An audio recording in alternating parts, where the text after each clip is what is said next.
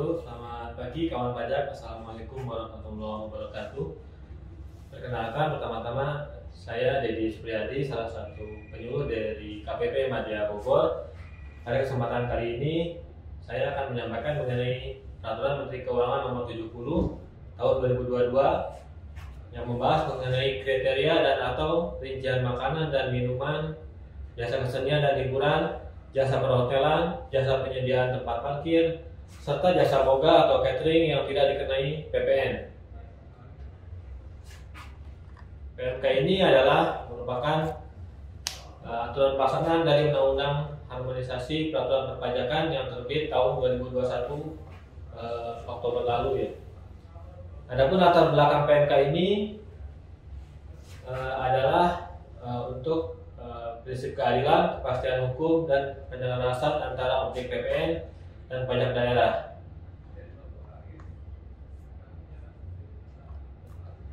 Ketiga prinsip ini saling berhubungan ya kawan-kawan pajak. Jadi ada keadilan antara pajak daerah dan pajak pusat, kemudian ada kepastian hukum juga mengenai pengenaan PPN dan pengenaan pajak daerah, kemudian juga penyelarasan antara PPN dan pajak daerah. Adapun tujuan dari penerbitan PMK ini yaitu untuk penguatan objek PPN. Jadi objek-objek PPN itu ada BKP, JKP, dalam hal ini hubungannya dengan pajak daerah. Kemudian untuk menghindari pengenaan pajak berganda itu sendiri, yaitu pajak antara pajak pusat dan pajak daerah tidak dikenakan double pengenaan yang akan kita bahas kemudian. Ya, mengenai dasar hukum tadi yang sempat saya sampaikan bahwa ini adalah didasarkan oleh Undang-Undang Nomor 7 Tahun 2021 mengenai harmonisasi peraturan perpajakan yang merupakan undang-undang terakhir atau undang-undang PPN yang terakhir digunakan setelah pertama kali diundangkan tahun 83 ya. Dalam hal ini kita mengacu ke pasal 4A dalam undang-undang tersebut. Nah, dalam pasal 4A tersebut disebutkan bahwa non-objek PPN meliputi barang dan jasa. Barang itu meliputi makanan dan minuman yang disajikan di hotel, restoran, rumah makan, warung, dan sejenisnya, atau oleh pengusaha boga atau catering. Jasa boga atau catering. Adapun untuk jasa itu meliputi non objek PPN adalah jasa kesenian dan hiburan, jasa perhotelan, jasa penyediaan tempat parkir, dan jasa boga atau catering. Untuk kriteria makanan dan minumannya yang tidak dikenai PPN atas penyerahan makanan dan minuman yang disajikan di restoran, rumah makan, warung, dan sejenisnya yang menyediakan layanan penyajian makanan dan atau minuman yang paling sedikit berupa penyediaan fasilitas meja, kursi, dan atau peralatan makan dan minum baik yang dikonsumsi di tempat atau tidak.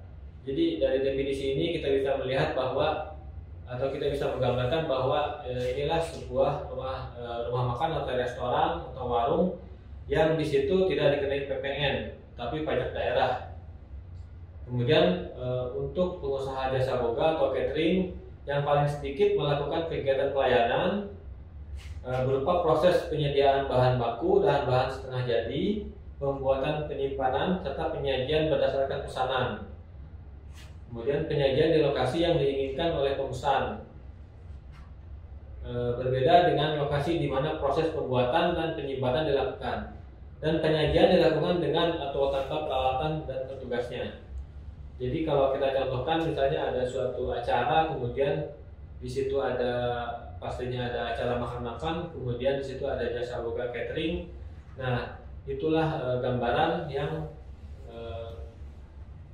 kriteria makanan dan minuman yang tidak dikenai PPN seperti itu.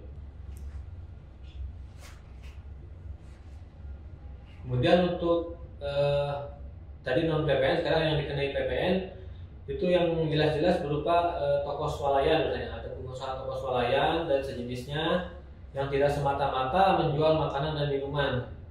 Nah, jadi seperti halnya swalayan yang kita ketahui, di situ memang ada jual makanan dan minuman, tapi tentunya ada barang-barang lain juga. Nah, itu pengusaha tersebut dikenai PPN. Kemudian pengusaha pabrik makanan dan atau minuman, biasanya berupa kemasan ya.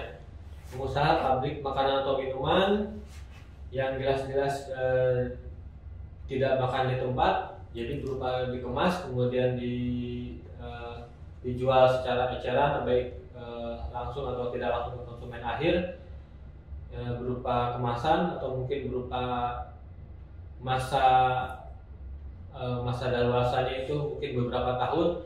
Nah, itu kriteria pengusaha yang makanan minumannya itu dikenai PPN. Kemudian pengusaha penyedia fasilitas yang kegiatan usahanya utamanya menyediakan pelayanan jasa menunggu pesawat, biasanya yang ada di bandara udara. Nah, itu juga sama, tidak dikenai PPN. Jadi pengusaha yang menyediakan fasilitas yang kegiatan usaha utamanya itu menyediakan pelayanan jasa menunggu aja.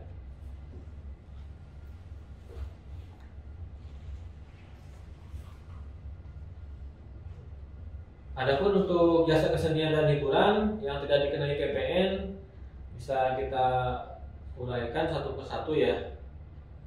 Di sini yang tidak dikenai PPN tontonan film atau tontonan audiovisual, kemudian ada pergelaran kesenian, musik, tari dan atau busana, kontes kecantikan, kontes binaraga, pameran, pertunjukan sirkus, akrobat dan sulap, pacuan kuda dan perlombaan kendaraan bermotor, permainan ketangkasan, olahraga permainan dengan menggunakan tempat, ruang dan atau peralatan dan perlengkapan untuk olahraga dan kebugaran, rekreasi wahana air, wahana ekologi, wahana pendidikan, wahana budaya, wahana salju, wahana permainan, pemancingan, agrowisata dan kebun binatang. Kemudian ada juga panti pijat dan pijat refleksi, diskotek, karaoke, klub malam, bar dan mandi uap atau perawatan dengan air spa. Ini jenis-jenis yang jasa tidak dikenai PPN. Jadi sudah detail, apabila masuk definisi ini maka tidak dikenai PPN melainkan pajak daerah. Kemudian untuk jasa ini yang kriteria dikenai PPN yaitu kegiatan pelayanan penyediaan tempat, ruang dan atau peralatan dan perlengkapan untuk permainan golf. Jadi ini sudah detail juga, sudah khusus bahwa pelayanan penyediaan tempat atau ruang atau peralatan dan perlengkapan untuk permainan golf itu dikenai PPN.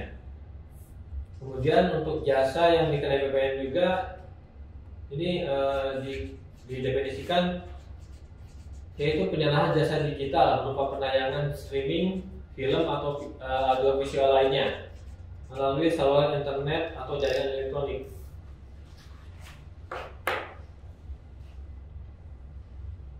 Yang tadi itu contohnya ini ya, jasa penayangan streaming, misalnya ada aplikasi di smartphone kita yang bisa menonton film atau mungkin lagu, itu yang dikenai PPN. Berbeda dengan tadi misalnya ada tontonan pergerakan seni, musik atau itu tontonan film, itu yang tidak dikenai PPN.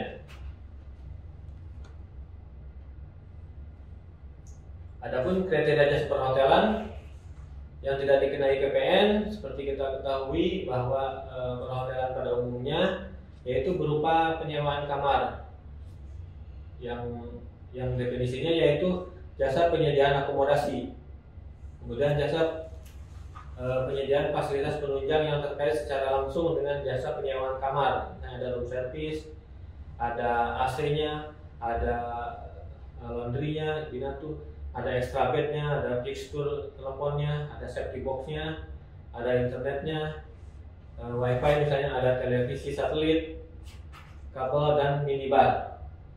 Jadi itu terkait langsung dengan penyediaan akomodasi kamarnya.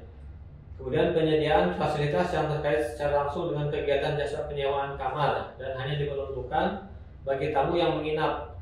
Jadi yang include atau termasuk dalam akomodasi tersebut, misalnya ada fasilitas olahraga, kemudian ada hiburan, ada fotokopi di dalam hotel, ada telex, faksimil, dan transportasi hotel. Jadi semua jasa perhotelan yang saling terkait dengan akomodasi. Kemudian untuk jasa penyewaan ruangan yang berada di hotel, misalnya untuk kegiatan acara atau pertemuan, itu yang tidak dikenai PPN itu yang penyewaan ruangan tersebut di hotel atau hostel atau villa atau pondok wisata atau motel atau losmen, wisata pariwisata, pesanggrahan. Jadi secara umum itu rumah penginapan, tempat tinggal pribadi yang difungsikan sebagai hotel. Jadi untuk penyewaan ruangan tersebut itu tidak dikenai PPN.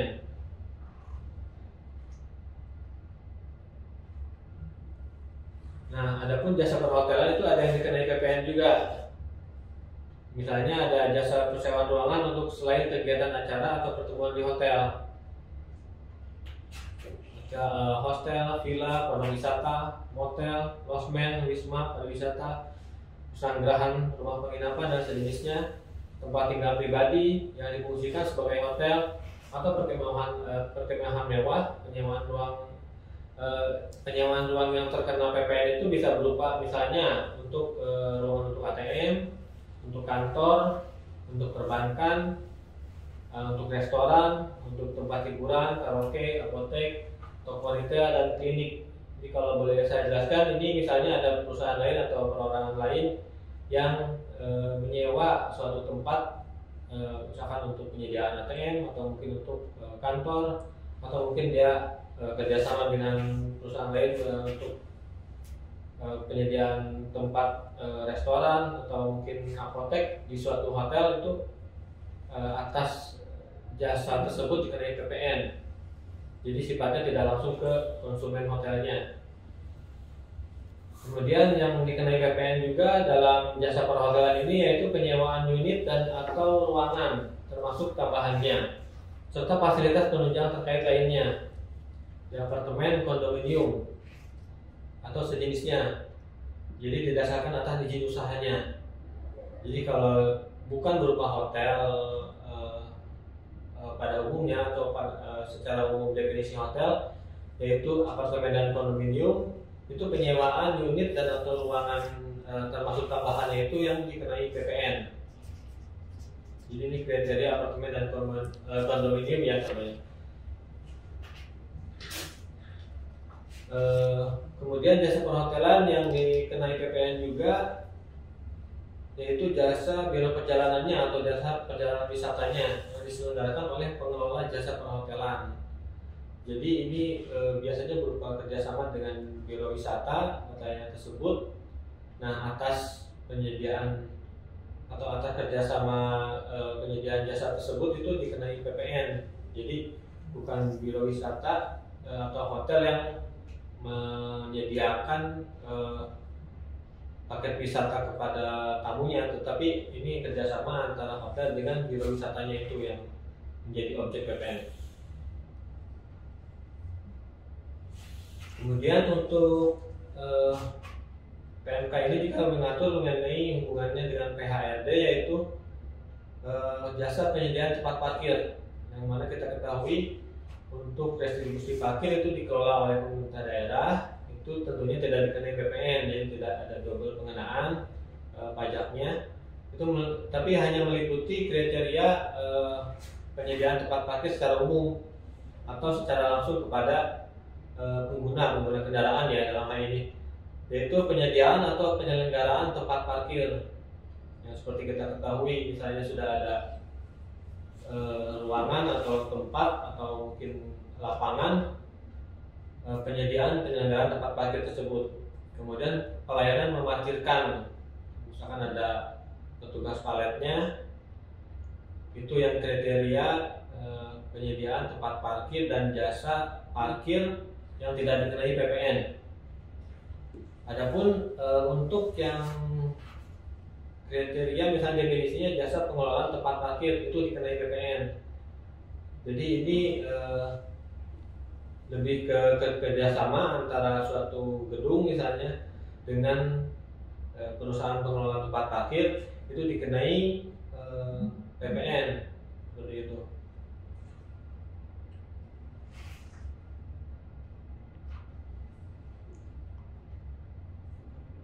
Ya demikian kami sampaikan mengenai PMK turunan dari Undang-Undang HPP dalam hal ini aturan pelaksanaan atas pemberlakuan PPN 11%, kemudian pemberlakuan dalam hal ini PMK 70 ini membahas mengenai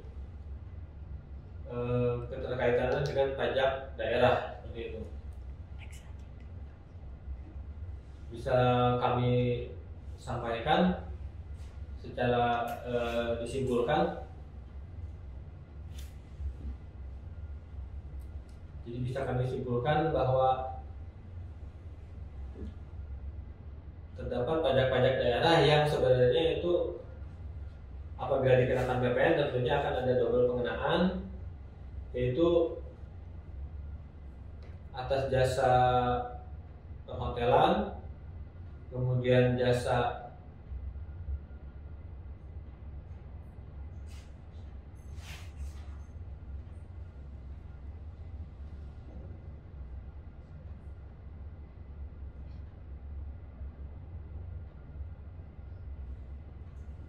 perhotelan dan contohnya itu jasa perhotelan, kemudian jasa tempat parkir, jasa rumah makan, jasa restoran yang seperti kita ketahui mungkin kita sering di antara kita sering ke rumah makan, ke hotel, penyediaan fasilitas parkir yang itu yang sebenarnya bukan dikenai PPN tapi itu adalah pajak daerah. Dan tentunya yang seperti kita ketahui pajak daerah ini tarifnya masih 10% ya, berbeda dengan tarif PPN yang sudah naik menjadi 11%.